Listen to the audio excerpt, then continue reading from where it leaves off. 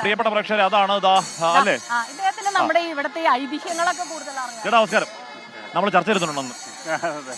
അപ്പൊ ഇപ്പൊ തുടങ്ങാൻ പോവാ ഇനി. അപ്പൊ അവിടുന്ന് പാണി തൊട്ട് തുടങ്ങി ഇവിടെ വരുമ്പോ പാണ്ഡ്യാവുന്നു, ഇവിടെ തുറക്കുന്നു. തുറന്നു കഴിഞ്ഞാൽ പിന്നെ 36 മണിക്കൂർ പിന്നെ ഒരൊറ്റ നിപ്പ. 36 ഇന്ന് തൊട്ട് ശരിക്കും 60 മണിക്കൂറാവും. 36 മണിക്കൂർ നാളെ കാലത്ത് തൊട്ട് കഴിയണം. അതെ അതെ അതെ. ഇന്ന് തൊട്ടാകുമ്പോൾ ശരിക്കും നമ്മൾ 60 മണിക്കൂർ ശരിക്കും പോരാ. 36 പോയിപ്പോ. അതെ അതെ 60 മണിക്കൂർ. അതെ അതെ അതെ അതെ അതെ അതെ. ക്ഷീണൊക്കെ തീർക്കുന്ന എല്ലാവരും എന്ത് സംശയം, നമുക്ക് അതിന്റെ സാമ്പിൾ തന്നെ അതിന്റെ ഒരു ഉപമയാണ്. അതുകൊണ്ടാണ് നമുക്കറിയാം. എന്താ വെച്ചാൽ കഴിഞ്ഞ പ്രാവശ്യം ഒരു പ്രശ്നങ്ങളും ഇല്ല. ഇപ്രാവശ്യം ശരിക്കും പൂരം നമ്മൾ അടിച്ചു പൊളിച്ചിരിക്കും. തുറന്ന് വരുമ്പോഴാണ് പൂരവിളംബരം എന്ന് പലരും ഇപ്പൊ ഈയിടെയായിട്ട് പറയുന്നു. പക്ഷെ യഥാർത്ഥത്തിൽ അത് അങ്ങനെയല്ല അല്ലേ? നെയ്തർക്കാവുമ്പോൾ തെക്കേ ഗോപുരം തുറന്ന് ഇവിടെ ചുറ്റി വന്ന് അവിടെ നിലപാട് തറയുണ്ട്. ശക്തൻ തമ്പുരാൻ നിലപാട് തറയിൽ നിൽക്കണമെന്നാണ് വിശ്വാസം. അവിടെ പോയിട്ട് 3 ശംഖ് വിളിക്കുമ്പോഴാണ് പൂര വിളംബരമാവുന്നുള്ളൂ. കൺസെപ്റ്റ് നമ്മൾ വടക്കുന്നാഥനോട് വന്ന് നെയ്തർക്കാവിലും അനുവാദം ചോദിക്കുന്നു. അല്ലല്ല, വടക്കുന്നാഥ് ഗോപുരം തുറന്ന് പൂര വിളംബരം നടത്തി വെക്കുകയാണ്. എന്നിട്ട് ശക്തൻ തമ്പുരാനോട് അനുവാദം ശക്തൻ തമ്പുരാന്റെ അങ്ങോട്ടാണ് അനുവാദം കൊടുക്കുന്നത്. ആളോടെ നിലപാട് തറയിൽ ആൾ ഇരിക്കുന്നതാണ് വിശ്വാസം. ഇതുപോലെ എല്ലാ ചെറുപൂരങ്ങളായാലും തിരുവമ്പാടി പാർമേക്കാവായാലും അവിടെ പോയിട്ട് എന്താ പറയാ ഉപചാരം ചൊല്ലിയാൽ മാത്രമാണ് പൂരം കഴിയുള്ളൂ. പണ്ട് നമ്മളിപ്പോ തിരുവമ്പാടി പാർമേക്കാവ് ഭഗവതി ഉപചാരം ചൊല്ലണം. ശരിക്കും എന്താ വെച്ചാൽ നിലപാടുകാര എന്ന് രാജാവിന്റെ അടുത്ത് പറഞ്ഞ് ഉപചാരം ചൊല്ലി വരണ പതിവ്. ഇപ്പൊ അത് മാറി ഗോപുരത്തിന് മുമ്പിലായത് മാത്രം. ശരിക്കും റൂൾ പ്രകാരം കാണിച്ചാൽ പാർമേക്കാവ് പതി ചുറ്റി ഉപചാരം ചൊല്ലി അകത്തേക്ക് പോകും. അപ്പൊ തിരുവമ്പാടി പകുതി ഇറങ്ങും. അവിടെ വെച്ച് തിരുവമ്പാടി പകുതി ചുറ്റി വന്ന് പുറത്തേക്ക് പോകുമ്പോഴാണ് കംപ്ലീറ്റ് പൂരം കഴിയുക. ഇതിലെ 1, 2, 3 എന്ന് പറയുന്ന പോലെ ഇത് ചിട്ടപ്പെടുത്തിയ കൃത്യമായ സ്റ്റെപ്സ് ആണ്. എല്ലാവർക്കും അറിയുകയും ചെയ്യാം, എല്ലാവർക്കും. എന്നിട്ടും ഇത് നമ്മൾ കാണുമ്പോൾ ആദ്യം കാണുന്ന ഒരു ഫീൽ എന്തുകൊണ്ടായിരിക്കും? ഇതെല്ലാം ആദ്യം കാണുന്ന പൂരം പോലെ ആയിരിക്കും തോന്നുന്നത്. എല്ലാവർക്കും എന്താ വെച്ചാൽ പൂരത്തിന്റെ ആഗ്രഹം എല്ലാ കൊല്ലം പുതുവെന്ന് അറിയണം. ഇപ്പൊ നമ്മൾ എല്ലാ കൊല്ലം നമ്മളെ അനിതര വേളം കാണും, മണ്ഡലവാരം കാണും. പക്ഷെ അടുത്ത കൊല്ലം ആകുമ്പോഴും ജനങ്ങൾ കൂടി വരണം. ആൾക്കാർക്ക് ആഗ്രഹം കൂടുകയാണ്. എല്ലാവരും എല്ലാ കൊല്ലം പുതിയ പൂരമാണ്. ശരിക്കും പൂരത്തിന് ഇപ്പൊ 229ാമത്തെ പൂരമായാലും എല്ലാ കൊല്ലം പുതിയ പൂരമാണ്. അതെ അതെ, നമുക്കും അങ്ങനെ തന്നെ. നമ്മൾ ഓരോ പ്രാവശ്യം വരുമ്പോഴും എന്തൊക്കെയോ പുതുമകളാണ്. സാധനങ്ങളെല്ലാം സെയിമാണ്. പക്ഷെ നമുക്ക് എല്ലാവരും പുതുമയായിട്ടാണ് തോന്നുന്നത്. അത്ര അതെ അതെ അതെ അതെ. ഇപ്രാവശ്യത്തെ വെടിക്കെട്ടെന്ന് വെച്ചാൽ ഒന്നുകൂടിയും പെസോന്റെ ഒരു ശല്യങ്ങളില്ല. ഒന്നുകൂടിയും അടിച്ചു പൊളിക്കുക പറയും. മറ്റേ സത്യം പറഞ്ഞാൽ അതാണ് സത്യമാണ്. സത്യം പറയാന്ന് വെറുതെ അനാവശ്യ നിയന്ത്രണങ്ങൾ കൊണ്ടുവന്ന് അങ്ങനെ പ്രശ്നങ്ങൾ ഉണ്ടാക്കി വെറുതെ പ്രശ്നമായിരുന്നു. ചേട്ടൻ എത്രാമത്തെ പൂരമായിരിക്കും? എന്റെ 40ാമത്തെ പൂരമാണ്. അതെ അതെ അതെ അതെ. എന്നാൽ കോവിഡ് കഴിഞ്ഞുള്ള കോവിഡ് മാറ്റി നിർത്തിയാൽ അടുപ്പിച്ചുള്ള പൂരങ്ങളാണ്. അതെ അതെ അതെ. കോവിഡ് മാറ്റി ആ കൊല്ലം വന്നിരുന്നു. എന്നാൽ ചടങ്ങായിട്ട് നടത്തിയാലും നമ്മൾ ഉണ്ടായിരുന്നു. അപ്പൊ ഓക്കേട്ടാ. അപ്പൊ ഇത്ര ഗംഭീരോട് നടക്കട്ടെ കാര്യങ്ങൾ. അടിച്ചു പൊളിക്കും പിന്നല്ല. അങ്ങനെയാണ്. അപ്പൊ ഈ ഐതിഹ്യങ്ങളാണെങ്കിലും ചരിത്രമാണെങ്കിലും ഓരോ പ്രാവശ്യവും നമ്മൾ പറയുമ്പോഴും കേൾക്കുമ്പോഴും ഒക്കെ വളരെ സന്തോഷത്തോടെ ആവേശത്തോടെയാണ് കേട്ടു നിൽക്കുന്നതും കണ്ടു നിൽക്കുന്നതും. ഈ പൂരാവേശം ഇപ്പൊ തന്നെ ആയി കഴിഞ്ഞു എന്നുള്ളതാണ്. പൂരവിളംബരം തുടങ്ങാൻ പോകണേ ഉള്ളൂ. ആ സമയമാകുന്നേ ഉള്ളൂ. ഇങ്ങോട്ട് വന്നുകൊണ്ടിരിക്കുന്നേ ഉള്ളൂ. നെയ്തലക്കാവിലെ തിടമ്പേറ്റ അമ്മയുടെ താളമേള 1.5 മണിക്കൂർ നീളുന്ന താളമേള അപ്പുറത്ത് തുടങ്ങിയിട്ടുണ്ട്. എറണാകുളം ശിവകുമാർ അപ്പുറത്ത് എൻട്രിക്ക് വേണ്ടി കാത്തു നിൽക്കുകയാണ്. പടിഞ്ഞാറ് നടയിൽ എൻട്രിക്ക് വേണ്ടി കാത്തു നിൽക്കുന്നു. അല്പസമയത്തിനകം വന്ന് ഈ തെക്കേ ഗോപുരം അവിടെ തുറന്ന് ഇങ്ങോട്ടേക്ക് വന്ന് അവനിങ്ങനെ ഇവിടെ നിന്ന ആൾക്കാരെയൊക്കെ നോക്കി അവന്റെ തുമ്പിക്കൈ ഒന്നുയർത്തി അഭിവാദം ചെയ്യുമ്പോഴത്തേക്കാണ് പരിപാടി അങ്ങോട്ട് സ്റ്റാർട്ട് ആവുക. പിന്നെ അങ്ങോട്ട് 36 മണിക്കൂർ, പിന്നെ എന്ന് പറഞ്ഞാൽ ഇന്ന് ബാക്കി ദിവസങ്ങൾ ചേർന്നാൽ ബാക്കി 60 മണിക്കൂർ. നാളത്തെ 36 മണിക്കൂറാണ് അതിൽ പ്രധാന കാതലായ സമയം. ലോകത്ത് മറ്റൊരിടത്തില്ലാത്ത വിധമുള്ള വലിയൊരു സിംഫണി ഉണ്ടാവാൻ പോകുന്നു. അതിൽ നേരത്തെ പറഞ്ഞ പോലെ അത് ആൾപൂരമാണ്, അത് ആനപ്പൂരമാണ്, താളപ്പൂരമാണ്, മേളപ്പൂരമാണ്, നിറത്തിന്റെ പൂരങ്ങളാണ്, ആനയുടെ പൂരങ്ങളാണ്. അങ്ങനെ എന്തല്ല എന്ന് ചോദിക്കാനേ കഴിയുള്ളൂ.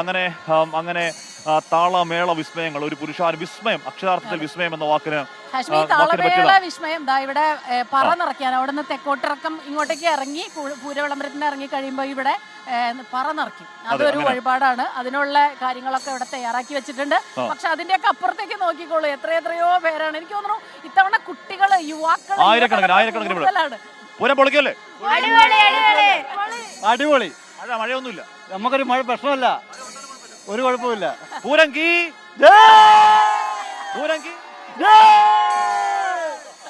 അടിപൊളി. പിള്ളേരൊക്കെ ഇപ്പൊ ചെറുതായിട്ട് ചൂട് തുടങ്ങിയിട്ടുണ്ട്. നല്ല മഴ പെയ്തതുകൊണ്ട് ഇത്തവണ ചൂട് കുറവാണെന്നാണ് പൊതുവെ. എങ്കിൽ പോലും കുട്ടികളെ സംബന്ധിച്ചിടത്തോളം, കുട്ടികളെന്നല്ല, പൂരാവേശം കാണാൻ ഉണ്ടല്ലോ, അതിനകത്ത് ഒരു ചൂടും ഇല്ല, മഴയും ഇല്ല, അങ്ങനെ ഒരു പ്രശ്നങ്ങളും ഇല്ലാതെ എല്ലാവരും കാത്തിരിക്കുകയാണ്. എന്ന് പറഞ്ഞാൽ പൂരം എന്ന് പറഞ്ഞാൽ അതിഭീകരമായ വെയിലാണെങ്കിലും അതൊരു നിലാവ് പോലെ അവർക്ക് തോന്നുള്ളൂ. ആ പൂരത്തിൽ ലയിച്ചൊക്കെ നിൽക്കുമ്പോഴേക്ക് ഒരു ചൂടും അറിയില്ല. പ്രത്യേകിച്ച് കഴിഞ്ഞ തവണ ഞാൻ ഇവിടെ നിൽക്കുമ്പോൾ തെച്ചുകൂട്ടുകാർ രാമൻ ഇവിടെ വരുന്നുണ്ടായിരുന്നു. വേർക്കുന്നുണ്ടല്ലേ? നിലാവ് കൊണ്ടാലും വേർക്കും.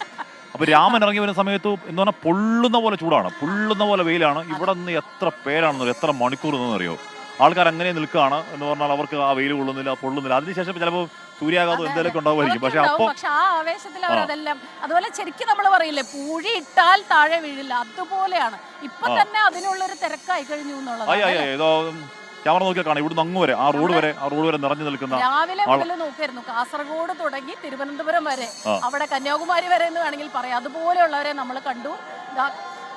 പൂരത്തിന്റെ ഒരു ആവേശം അങ്ങനെ അലയടിച്ചു വരികയാണ്. വലിയ എനർജി.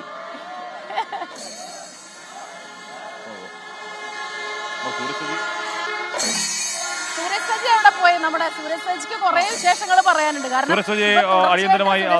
ഇവിടെ ഉള്ളത്. അപ്പൊ എന്ന് പറഞ്ഞാൽ അത്രയും രാവിലെ നല്ല മഴയുണ്ടായിരുന്നു, രാവിലെ നല്ല ഗംഭീരമായ എറണാകുളം മുതൽ ഇവിടം വരെ വലിയ മഴയുണ്ടായിരുന്നു. ആ മഴയൊക്കെ മാറി അവിടെ പറ. അപ്പൊ ഇതൊന്ന് ഇനിയിപ്പോ പൂരമായി, പൂരം ഓണായി, പൂരത്തിന്റെ വൈബ് ഓണായി അല്ലേ? അതായത് ഈ നേരത്തെ ഒരു 2 ദിവസമായിരുന്നു, പക്ഷെ അത് 3 ദിവസമാക്കിയ ഒരാളുണ്ട്, രാമൻ.